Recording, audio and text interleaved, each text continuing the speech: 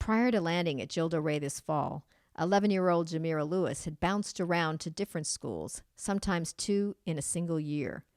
She was having a difficult time with division. I didn't know how to do division. I just couldn't get it. I kept on getting the answers wrong.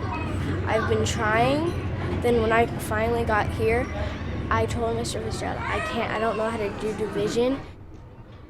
In most cases, when a school's poverty rate rises, student test scores sink. Yet at Gildo Rey Elementary in Auburn, even as poverty rates have climbed over the past 10 years, test scores rose too. Go ahead. A lot of kids, from my experiences in school, would sit around and do nothing, or would be allowed to kind of, get passed by on. And I don't want to do that with any kid. I want to ensure that they're getting the instruction that they deserve, and that I'm doing my best to meet their individual needs. Working as a team, the staff has built a tight, efficient system that has erased the achievement gap, at least when it comes to test scores. The teachers pore over data, jointly plan lessons, test students frequently to monitor their progress, and squeeze an hour and 45 minutes of math and reading into most school days. They make sure they teach the same material in the same way, and they pack every minute of their lessons using a fast-paced call-and-response approach that critics deride as drill and kill, but a number of studies suggest can be very effective.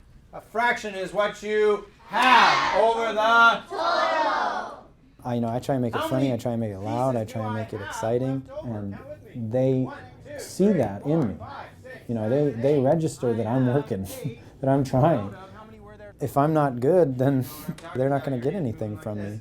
Say it in your best Boston accent. You can't add or subtract fractions without a common denominator. What is things using? That approach, which draws heavily from what's often called direct instruction, relies on consistency, engagement, and a lot of repetition. Still seems a little quiet.